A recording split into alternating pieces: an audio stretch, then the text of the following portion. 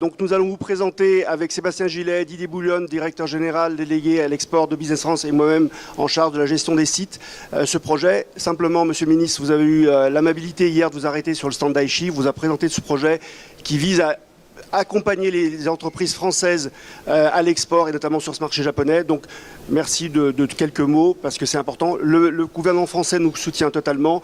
Une décision a été prise sur la tenue d'un pavillon France. Donc votre présence ici, soulignée hier par Sébastien Gillet pendant 2 jours, est un signe très fort et c'est aussi un signe à l'export pour nos entreprises. Oui, merci. Bonjour à tous et à toutes. D'abord, bravo, c'est une excellente initiative. Bonjour à nos amis japonais qui sont présents aussi aujourd'hui sur ce salon et qui étaient, vous l'avez dit, présents hier et avec lesquels on a pu échanger. Moi, je souhaite, je l'ai dit toute la journée, je le redirai aujourd'hui et je vais le redire dans les années qui viennent, que l'industrie française repasse en mode conquête. Donc pour être fort à l'international, évidemment, il faut être d'abord fort ici, réindustrialiser les territoires, décarboner l'industrie, la rendre plus forte, plus puissante, plus compétitive, mais ensuite, évidemment, ce n'est pas une fin en soi. L'objectif, il est de pouvoir régler notre défi majeur, commun, qui est celui d'un déficit de la balance commerciale qui est aujourd'hui encore trop important. Et pour ça, il faut s'exporter, il faut aller à l'international.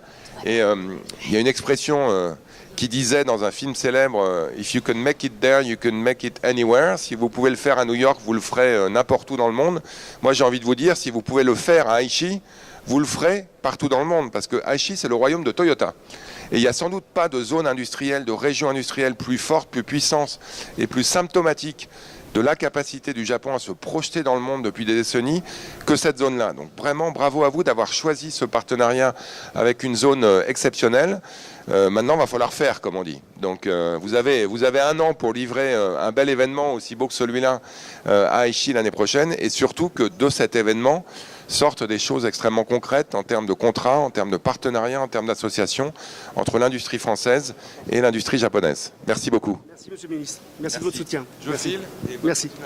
Bonjour à tous, merci de votre présence. Merci une nouvelle fois au ministre de nous accompagner, de nous soutenir.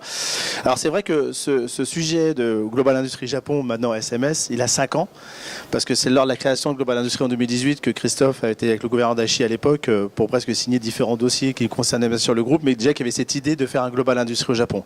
Alors entre-temps, bien sûr, on a eu 2 années compliquées qui ne nous ont pas permis de lancer cette manifestation.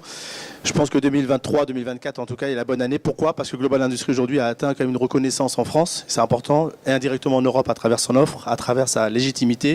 Et je ne pense pas qu'on peut aller à 10 000 km de la France, en tout cas créer une manifestation si on n'est pas déjà légitime dans son pays. C'est chose faite. Aujourd'hui, c'est 2300 exposants, c'est tout l'écosystème français et un peu européen qui est présent sur Global Industrie et qui nous donne toute la force, toute la crédibilité aujourd'hui d'aller s'expatrier d'une certaine manière. Bien sûr que G11 s'étant positionné au Japon va nous aider, va nous ouvrir des portes et Christophe en parlera mieux que moi après. Mais Global Industrie en tout cas va nous permettre, cette confiance qu'on a de nos exposants français, européens et bien sûr internationaux vont nous permettre en tout cas d'avoir ce soutien, cette confiance, cette proximité, cette complicité pour créer bien sûr Smart Manufacturing Summit en mars 2024 au Japon. Il y a bien sûr des spécificités qu'il n'y a pas forcément sur Global Industrie, il faut aussi s'adapter bien sûr à la culture japonaise et à la typologie des entreprises. On a plutôt axé cette manifestation sur le 5.0. Vous savez que Global Industrie, on a des sous-traitants, on a des fabricants de machines, on n'a pas que du 5.0. Nous, on a plutôt gardé cette spécificité pour faire vraiment un événement qui soit vraiment connecté au niveau sur la connectivité, sur ce qui se passe un peu au Japon. Et c'est là-dessus qu'on a vraiment travaillé avec toutes les équipes, Morgane entre autres. Il y a du boulot, comme l'a dit le ministre, comme l'a dit Christophe. C'est vrai que c'est 1 an, c'est jamais trop. Dans notre métier, c'est vraiment le bon timing. Donc maintenant, il faut qu'on lâche tout et qu'on aille faire quelque chose de magnifique là-bas. Donc voilà, tous les ingrédients sont réunis. Je pense qu'on a une année pleine de boulot, on a une pleine de confiance sur l'ensemble de nos exposants, sur nos partenaires pour faire quelque chose. Et je remercie aussi Business France de votre soutien, parce qu'on va aussi avoir besoin de vous pour réussir ce challenge-là. Merci aux équipes aussi de Marc de Global Industrie qui va pouvoir passer tous les connexions de Global Industrie, tout le savoir-faire, parce qu'une nouvelle fois, il y a marqué Global Industrie, il faut qu'on y apporte tout le savoir-faire de Global Industrie de G11. Merci à vous tous. Bien, bonjour à toutes et tous. Avant tout, bravo pour ce bel événement Global Industrie. C'est une belle réussite, hein, effectivement. C'est pas si vieux que ça, mais on en parle partout en Europe. Donc bravo pour cette belle réussite. Donc moi je suis Didier Bouillon, je suis directeur général délégué à Business France en charge de l'export. Un mot sur Business France, parce que vous n'êtes pas forcément tous familiers avec cette structure. C'est une agence de l'État qui porte 2 politiques publiques. La première, c'est promouvoir la France comme terre d'accueil des investissements étrangers créateurs d'emplois. Et la deuxième, c'est soutenir les entreprises françaises à l'export. Et pour ce faire, on dispose d'un réseau assez conséquent de bureaux à l'international, puisqu'on a 74 bureaux qui sont positionnés dans 54 pays, avec bien sûr un très beau bureau au Japon, ce qui me fait la transition avec le Smart Manufacturing Summit qui aura lieu à Aichi, préfecture d'Aichi, qui est, comme l'a dit le ministre, une région majeure en matière de développement industriel. C'est des très très beaux clusters qui sont organisés autour de géants industriels. C'est évidemment l'automobile autour de Toyota, mais c'est aussi des très belles choses sur l'aéronautique, sur le spatial et puis sur la robotique. On a des liens qui sont assez anciens et assez conséquents avec la préfecture d'Aichi, puisqu'on a une bonne cinquantaine de groupes de cette région qui sont implantés en France. Alors bien sûr Toyota, qui est en France depuis 1971, mais qui surtout depuis 1998 a implanté à Valenciennes une usine d'assemblage de véhicules. C'est le seul constructeur étrangers présents à faire de l'assemblage en France, donc ça mérite d'être souligné. C'est 5000 emplois, donc c'est pas rien. C'est NGK Insulateur qui fait des très belles choses dans la céramique et qui est très bon en matière de transition énergétique. C'est Mariazou et c'est des groupes comme Toyotomi Kiko par exemple qui sont des équipementiers de premier rang. Donc c'est quand même très conséquent. Si on dézoome un peu, on est extrêmement intéressés, nous, en tant que Business France et globalement tous les acteurs nationaux, à ce que fait le Japon en matière de modernisation de son industrie manufacturière. Et ça ouvre des opportunités pour les entreprises françaises en matière de transition énergétique, en matière d'automatisation, en matière de digitalisation. Et ce salon du SMS, il tombe à point nommé pour les entreprises françaises.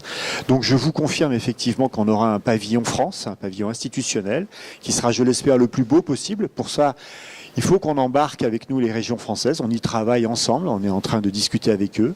Le plus sera le mieux, le plus d'entreprises pourront être présentes, le plus la représentation française sera riche et montrera ce qu'on est capable de faire.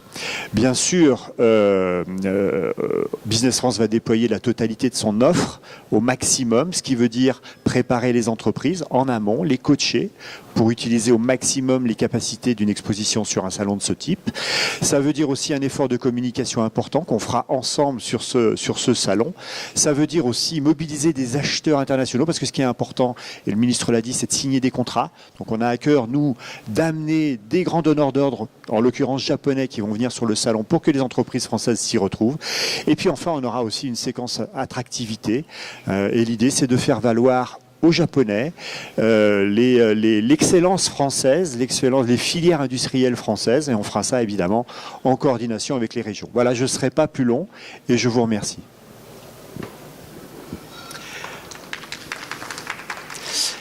Merci Monsieur Boulogne. Quelques mots en complément. Sébastien vous a précisé bien sûr par rapport à le capital Global Industries, ce dont nous allons bénéficier pour réaliser cet événement. Didier Boulogne vient de vous préciser effectivement tout l'appareil et tous les partenariats qui vont être développés pour accompagner cet événement, parce que monter un événement, un salon from scratch à 10 000 km, c'est pas simple, on l'imagine bien. Par contre, moi je compléterai pour vous dire un peu le sens de ce projet. Le sens de ce projet, c'est que le groupe GL Events est au Japon depuis déjà plusieurs années. Nous avons eu, l'opportunité de gagner un contrat qui est la gestion du parc des expositions d'Aichi. Nous avons, outre la puissance industrielle sur Aichi, mais surtout également un gouverneur et une préfecture extrêmement dynamique. Le gouverneur Omura, qui, comme l'a rappelé Sébastien, est venu dès 2018 sur Global Industries. Et cette opportunité est assez rare au Japon. Et en fait, le gouverneur veut vraiment faire de son territoire la nouvelle porte d'entrée internationale sur le Japon. On bénéficie d'une très bonne accessibilité. Nous sommes dans une zone franche, donc ce qui sera intéressant pour nos exposants. Nous avons, donc on l'a dit, un territoire d'une extrême richesse et puissance au niveau industriel, innovation. Le territoire d'Aichi est en train de réaliser ce qui va être le plus gros incubateur du Japon. Aichi Incubator, qui accueillera en 2025 avec une ambition d'accueillir à terme 1000 startups. Donc aujourd'hui, on a un faisceau d'éléments qui nous poussent effectivement à travailler sur ce projet. Et qu'est-ce qu'on va apporter, dans ce projet aux entreprises? Et ça, c'est important de l'avoir en tête, c'est que une entreprise qui demain va exposer à Tokyo et qui va repartir, c'est pas très simple. Par contre, Aujourd'hui, elle va pouvoir bénéficier à travers nos équipes d'un accompagnement avant, pendant et surtout après. Morgan Schodler, notre directeur général de Aichi, a un réseau exceptionnel au Japon de connexions économiques et autres. Et c'est ça qui va nous permettre vraiment d'apporter une vraie différenciation d'accompagnement dans un marché qui est extrêmement attractif mais qui est complexe. Voilà. Donc, maintenant, nous sommes à votre disposition pour répondre à vos questions sur ce projet auquel nous attelons et auquel les équipes de GL Events et des équipes de Sébastien travaillent d'arrache-pied. Merci de votre attention.